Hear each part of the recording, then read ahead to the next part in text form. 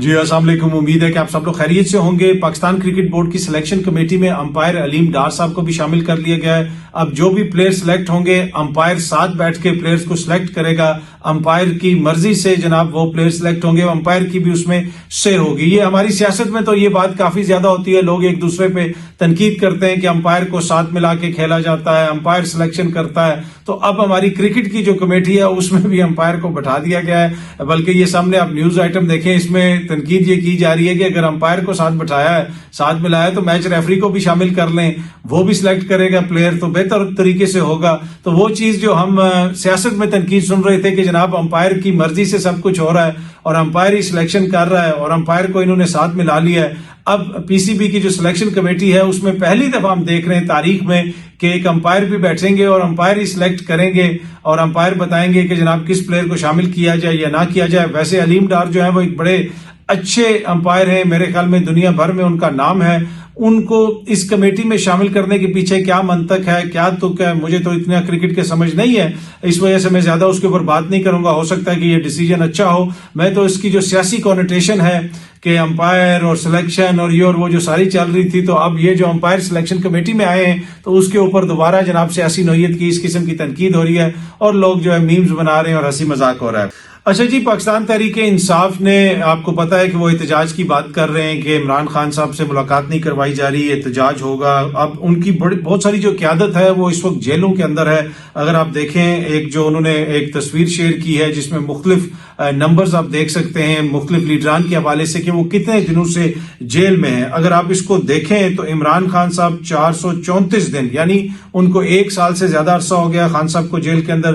Bushra be be کو تقریباً جو ہے وہ 1 سال سے تھوڑا عرصہ کم ہوا ہے، ابھی 257 دن سے بشرا بی بی بھی جیل میں ہیں۔ عمران خان صاحب کی جو بہنیں ہیں وہ بھی تقریباً 8-9 دن سے جیل کے اندر ہیں۔ اس کے علاوہ جو یاسمین راشد صاحبہ ہیں وہ 525 دن سے جیل میں ہیں۔ شاہ محمود قریشی صاحب 425 دن سے جیل میں ہیں۔ اعجاز چودھری 525، عمر چیمہ 525 دن، اسی طرح محمد خان بھٹی صاحب جو ہیں وہ 599 دن سے جیل میں ہیں، 525 دن سے میاں محمود رشید صاحب جیل میں ہیں۔ اسی طرح بریگیڈیئر جاوید اکرم صاحب 519 دن سے جیل کے اندر ہیں۔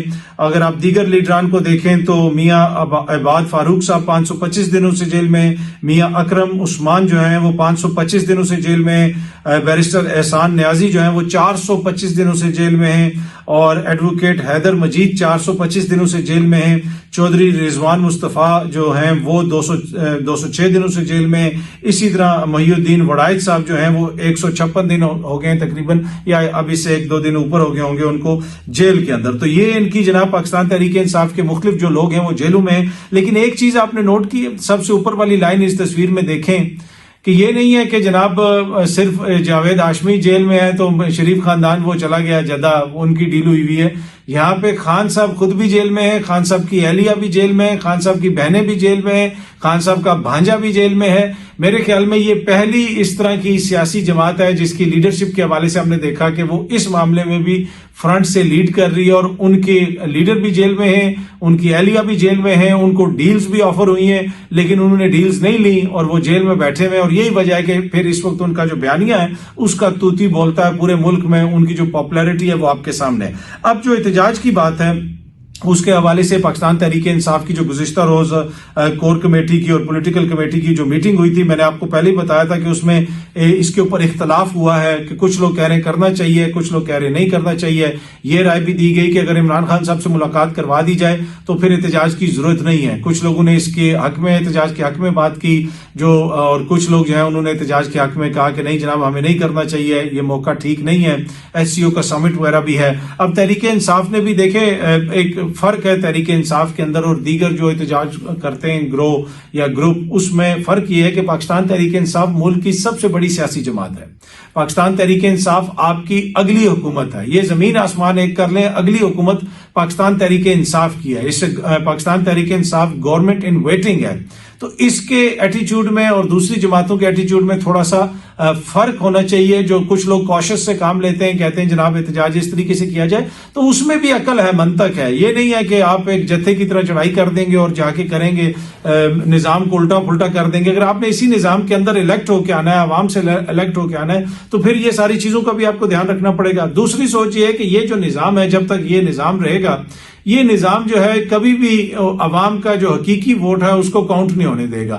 اسی طریقے سے چیزیں چلتی رہیں گی. تو بہتر یہ ہے کہ زیادہ پریشر ڈالا جائے, احتجاج کے ذریعے پریشر ڈالا جائے, چیزوں کو اس نہج پہ پہنچایا جائے کہ جہاں پہ سسٹم کے اوپر اتنا زیادہ بوجھ پڑ جائے کہ وہ کہیں کہ یار ٹھیک ہے, ایک صاف اور شفاف الیکشنز ہو جائیں, تو جو بھی حکومت آئے وہ اپنے معاملات کر لے اور سب لوگ اپنی اپنی حدود کے اندر چلے جائیں. تو یہ دو تھنکنگز ہیں ابھی کہ جناب آگے احتجاج ہوتا ہے یا نہیں ہوتا. اگر حکومت نے ملاقات وغیرہ کروا دی تو وہ احتجاج ہوتا ہوا مجھے لگتا ہے کہ پھر تو نہیں ہوتا ہوا نظر نہیں آ رہا, کیونکہ واضح طور پہ انہوں نے کہا کہ ہمارا ایک ہی مطالبہ ہے کہ عمران خان صاحب سے ملاقات کروا دی جائے, کیونکہ ان کی طبیعت ٹھیک نہیں ہے, ان کی صحت کے حوالے سے مختلف خبریں آ رہی ہیں. پھر جو ایسے صحافی ہیں جو اس قسم کی خبریں دیتے ہیں وہ عمران خان صاحب کے خلاف بڑے کھل کے تجزیے کرتے ہیں, کبھی ان کو نائل کہتے ہیں اور یہ کہتے ہیں, کبھی وہ کہتے ہیں.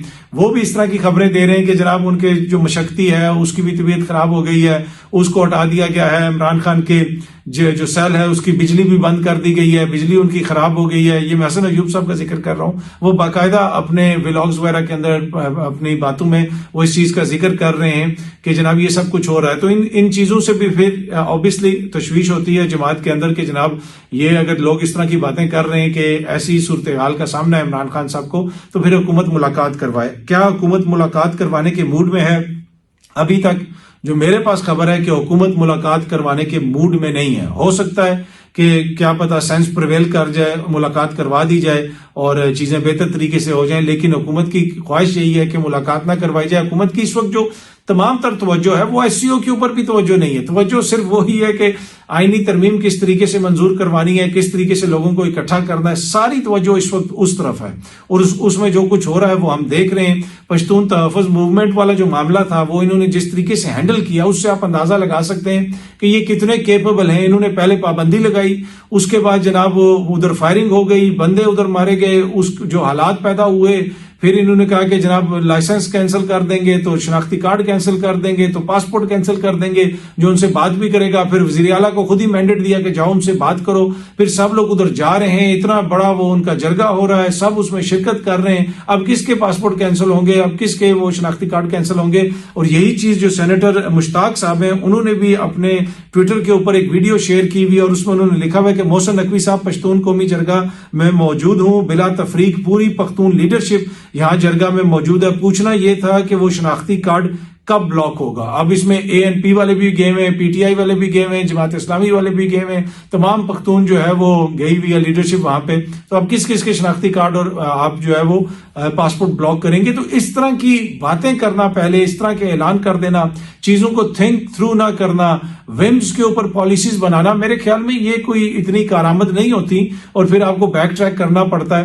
تو اسی وجہ سے اب یہ جو ملاقات والی ہے کہ جی ملاقات نہیں کروائی جا رہی, تو وہ بھی ملاقات کروا دی جائے تو اس معاملے کو بھی بہتر طریقے سے ڈیل کیا جا سکتا.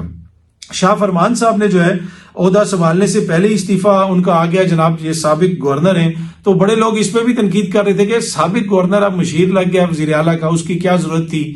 اور کچھ ایسی ہیں اندر چیزیں جو جماعت کے اندر بھی ایک دوسرے سے لوگوں کے اختلافات ہیں. لوگ یہ سمجھتے ہیں کہ یہ کسی اور کیمپ کے لوگ ہیں, ان کو یہاں پہ فٹ کروایا گیا ہے, جس میں ایک دو شخصیات بڑی پرومیننٹ ہیں خیبر پختونخوا کی حکومت میں, اور ان کے حوالے سے تاثر یہ ہے کہ ان کو جناب فٹ کروایا گیا یہاں پہ, اور جماعت کے اندر ان کی اس طرح سپورٹ نہیں ہے. تو یہ اختلافات بھی سامنے چل رہے ہیں. شاہ فرمان صاحب کے اوپر بھی بڑی تنقید ہو رہی تھی کہ وہ پہلے غائب ہو گئے تھے, کہیں پہ نظر نہیں آتے تھے, اب اچانک سامنے آ گئے ہیں. لیکن خان صاحب نے بھی ان کو کچھ ذمہ داریاں وغیرہ دی ہیں, تو جناب شاہ فرمان صاحب نے وہ جو عہدہ ہے اس کو لینے سے انکار کر دیا, بلکہ استعفیٰ دے دیا. دوسری جانب آج میں ویڈیو دیکھ رہا تھا علیم عادل شیخ صاحب کی, انہوں نے بڑی معقول بات کی. انہوں نے کہا کہ خان صاحب کی حوالے سے جو خبریں آ رہی ہیں کہ ان کے دانت میں بھی درد ہے, انفیکشن بھی ہے, اور یہ سارے مسائل ہیں, ان کی صحت ٹھیک نہیں ہے, تو آپ ملاقات کروا دیں تو ہم احتجاج مؤخر کر دیں گے. تو میرے خیال میں یہ بڑی ایک جو ہے بڑی اچھی آفر ہے حکومت کے لیے, اور حکومت کو چاہیے کہ ملاقات کروا دیں، انلیس اگر حکومت کا پھر یہ دل ہے کہ جناب یہ احتجاج کریں اور کوئی ایسی صورتحال پیدا ہو اور اس کو ان کے خلاف استعمال کیا جائے. لیکن اب چیزیں جس جگہ پہ پہنچ گئی ہیں نا، وہ ایک چیز کا ایک سائیکل ہوتی ہے. اب یہ سائیکل جس جگہ پہ پہنچی ہوئی ہے، پہیا گھوم کے جس جگہ پہ پہنچا ہوا ہے، اب وہ نہیں ہو سکتا کہ جناب آپ وہ بالکل جماعت کو ختم کرنے والی وہ صورتحال دوبارہ ہو جائے گی اور کوئی ان کو گنجائش نہیں ملے گی. اب ان کو پولیٹیکل سپیس مل گئی، آپ نے پولیٹیکل سپیس ان کو نہیں دی، آپ نے حکومت سنبھال لی. نگران حکومتیں بھی جو کرتے رہے، انہوں نے جس قسم کا رویہ رکھا وہ سب کے سامنے ہے. انہوں نے پولیٹیکل سپیس اپنے جو ہے نا سیاسی اس کے وزن کے بلبوتے کے اوپر حاصل کی ہے. یہ پولیٹیکل سپیس آپ ان سے واپس نہیں لے سکتے. آپ کی پولیٹیکل سپیس روز بروز کنسیڈ ہوگی. آپ پی ٹی ایم والا معاملہ ہی دیکھ لیں، حکومت کا کیا خواہش تھی اور ہو رہا کیا ہے. تو اس میں تھوڑا سا وائزلی حکومت کو دیکھنے کی ضرورت ہے. لیکن حکومت یہ سمجھتی ہے کہ اگر ہم آئینی ترمیم لے کے آگے، جو قائد اعظم کا خواب تھا، جو بلاول کو ابھی پتا چلا ہے کہ آئینی ترمیم کے اندر ایک آئینی عدالت تھی اور اس آئینی عدالت میں قاضی فائز عیسیٰ صاحب کا ہونا بھی ضروری ہے. یہ لوگ یہ بھی سمجھتے ہیں. کچھ دوست میرے ابھی بھی بار بار یہ کہہ رہے ہیں کہ جناب انہوں نے وہ ڈراپ کر دیا ہے قاضی صاحب کا نام. لیکن میری خبر یہی ہے کہ قاضی صاحب کا نام ڈراپ نہیں ہوا. جب تک اگر یہ آئینی عدالت بن جاتی ہے، یہ آئینی ترمیم ہو جاتی ہے، تو پھر اس میں کبھی امکان یہی ہے کہ قاضی صاحب کو ہی اس میں تعینات کیا جائے گا. حکومت کی یہ خواہش ہے. ہاں، اب یہ آئینی ترمیم ہو سکے گی یا نہیں ہو سکے گی، اس میں ایشو ہے. اس لیے کہ کچھ جو یہ کہہ رہے ہیں لیڈران کے، جی زیادہ فرق نہیں ہے، فرق بہت زیادہ ہے. جے یو آئی ایف کے مسودے میں اور حکومتی جو مسودہ ہے اس میں کافی زیادہ فرق ہے. جے یو آئی ایف نے اس میں کافی چیزوں کا ذکر کیا ہے. اس میں جو دیگر محکموں کے جو سربراہان کی تعیناتی ہے یا ایکسٹینشن ہے، اس کے حوالے سے بھی پارلیمانی کمیٹی کے رول کا ذکر ہے. سود کا بھی ذکر کر دیا ہے جے یو آئی ایف نے کہ سود بھی 2028 تک ختم کیا جائے. تمام جو قانون سازی ہوگی، کوئی ترمیم آئے گی، وہ اسلامی نظریاتی کونسل ہے اس سے پہلے منظور ہو. تو کافی چیزیں ایسی ہیں کہ جن میں فرق ہے. تو مجھے نہیں لگتا کہ یہ فرق جو ہے وہ گیپ کور کر سکیں گے. اگر مخصوص نشستیں پاکستان تحریک انصاف کی ان کو دے بھی دی جاتی ہیں تو سینٹ میں ان کے نمبر پورے نہیں ہوں گے. سینٹ میں اگر مولانا ان کے ساتھ مل بھی جاتے ہیں پھر بھی جو ہے نا 1-2 نمبر ان کے کم ہو جائیں گے ابھی تک کی جو فگر سامنے آئی ہیں. ایک اور جو امپورٹنٹ چیز ہے کہ پاکستان تحریک انصاف کے ساتھ حکومت کے لوگ بھی مل سکتے ہیں. اس طرح کی بھی مشاورت ہوئی ہے کہ جو حکومت کے لوگ ہیں ان کو آفر کیا جائے اگلے سیٹ اپ کے اندر کہ جناب ان کو ٹکٹ دیں گے، ان کو کوئی ان کے ساتھ کوئی سیٹ ایڈجسٹمنٹ آفر کی جائے، کوئی سینیٹرشپ کے حوالے سے بات کی جائے. تو اگر وہ لوگ آپ کے ساتھ آ جاتے ہیں اور حکومت کی ترمیم کے حق میں ووٹ نہیں دیتے تو وہ بھی بڑا مسئلہ بن جائے گا. اور اس حوالے سے بھی اطلاعات ہیں کہ پاکستان تحریک انصاف کچھ لوگوں کے ساتھ رابطے میں ہے. ماضی میں بھی آپ کو یاد ہوگا جب تحریک انصاف کی حکومت گرائی گئی تھی تو ٹکٹ کے اوپر ہی گرائی گئی تھی. راجہ ریاض وغیرہ جو ہے ان کی خواہش تھی کہ ٹکٹ ہمیں دیا جائے، لوگ ٹکٹ لینے گئے تھے. بعد میں جو بھی بنا، جو کچھ ہوا وہ ہمارے سامنے ہے. تو یہ بھی ہو سکتا ہے کہ جی حکومت کے اپنے نمبر بھی تھوڑے سے اوپر نیچے ہو جائیں. یہ آئینی ترمیم اتنی آسان نہیں ہے اگر یہ آئینی طریقے سے کروانے کی کوشش کی جا رہی ہے. دوسرا اس میں جو خبر یہ ہے، جو دوسری اس کی سائڈ یہ ہے کہ اس کو بلڈوز کروایا جائے گا ہر حالت میں. تو وہ تو پھر جس طرح مرضی ہو جائے، وہ جس طرح مرضی کروا لیں، اس میں تو پھر وہ ایک ووٹ کو چاہے 10 گن لیں، جو مرضی ہوتا رہے، وہ تو اس کی تو پھر جو ہے کوئی روک ٹوک نہیں ہے. لیکن فی الحال حکومت کے نمبر پورے نہیں ہیں. اور اگر آئینی ترمیم آ بھی جاتی ہے، اب یہ میرا تجزیہ ہے، مجھے نہیں لگتا کہ یہ سسٹین کر سکے گی. یہ آئینی ترمیم آتی ہے تو یہ آئینی ترمیم ریورس ہوگی، یہ نظام اور زیادہ خطرے میں پڑے گا، اور زیادہ آپ کی وہ لڑائی ہوگی، اور زیادہ آپ کے مسائل ہوں گے. وہ پچھلے دنوں ایک صحافی نے خبر بھی دی ہوئی تھی، جیو ٹی وی سے تعلق رکھنے والے صحافی نے، اور وہ کافی خبر گردش کرتی رہی ہے کہ جناب ایک ریٹائرڈ جو ہو گئی اب شخصیت، اس کی خواہش تھی کہ یہ آئینی ترمیم ہو. ہمارا ایشو یہ ہے کہ جو ہی کوئی شخصیت ریٹائرڈ ہوتی ہے تو ہمیں فوراً خبریں پتہ چلنا شروع ہو جاتی ہیں. جب وہ شخصیت اپنے عہدے پہ ہوتی ہے تو اس وقت ہم میں اتنی اخلاقی جرت نہیں ہوتی کہ جناب اس وقت بتا دیں کہ جناب یہ ان کی خواہش ہے، یہ ان کی خواہش ہے. یہ میں اکراس دا بورڈ سب کی بات کر رہا ہوں، کسی ایک بندے کی بات نہیں کر رہا. آئینی ترمیم کے لیے حکومت بھی بندے خریدنے کی کوشش کر رہی ہے، بندے توڑنے کی کوشش کر رہی ہے. وہ ساری چیزیں ریکارڈ کے اوپر ہیں، ٹی وی کے اوپر بیٹھ کے لوگ کہہ رہے ہیں. ملک شفقت اعوان صاحب نے کہا کہ مجھے آئینی ترمیم کے ووٹ دینے کے لیے 70 کروڑ کی آفر ہوئی ہے. ایک بندے کی میٹنگ بھی ہوئی پشاور میں پی سی ہوٹل میں کسی کے ساتھ، وہاں پہ بھی ان کو آفر کچھ کیا گیا.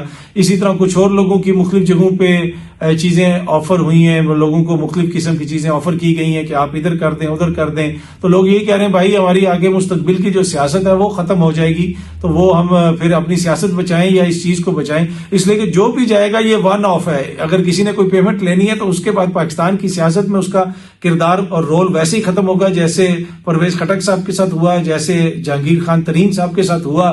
تو اگر کوئی گمنامیوں میں جانا چاہتا ہے تو وہ ضرور ڈیل کرے, پیسے لے اور چلا جائے کسی بہاما آئی لینڈز میں چلا جائے یا کیریبین کسی آئی لینڈ کی نیشنلٹی لے لے, وہاں پہ جا کے رہنا شروع ہو جائے. پاکستان کی سیاست میں تو اس کا کردار پھر مجھے نظر نہیں آ رہا. اچھا, اب آئینی ترمیم کے حوالے سے اگر آپ دیکھیں, حکومت یہ کہہ رہی ہے کہ جناب آئینی ترمیم ہم لا رہے ہیں, لیکن اگلا جو چیف جسٹس ہوں گے وہ سینئر موسٹ ہی ہوں گے اور منصور علی شاہ صاحب بھی ہوں گے, لیکن انہوں نے ابھی تک منصور علی شاہ صاحب کا نوٹیفیکیشن نہیں کیا. یہ ان کی خواہش ہے کہ اگر آئینی عدالت جو ہے وہ بنتی ہے تو وہاں پہ کس کو لگایا جائے, وہ بھی میں نے آپ کو بتایا. آئینی ترمیم ہوتی ہے تو پینل منگوایا جائے ججز کا اور منصور علی شاہ صاحب کو نہ لگایا جائے. میں یہ پہلے دن سے کہہ رہا ہوں آپ کو کہ انہوں نے ہر ممکن کوشش کرنی ہے کہ منصور علی شاہ صاحب کا راستہ روکا جائے, کیونکہ ابھی تک ان کا نوٹیفیکیشن جاری نہیں کیا گیا. اور آج تو مشاہد حسین سید صاحب جو ہیں انہوں نے بھی ایک ٹویٹ کیا ہوا تھا کہ اب یہ آفیشیل ہو گیا ہے کہ جی ریٹائرمنٹ جو ہے وہ موجودہ چیف جسٹس کی 25 اکتوبر کو ہوگی,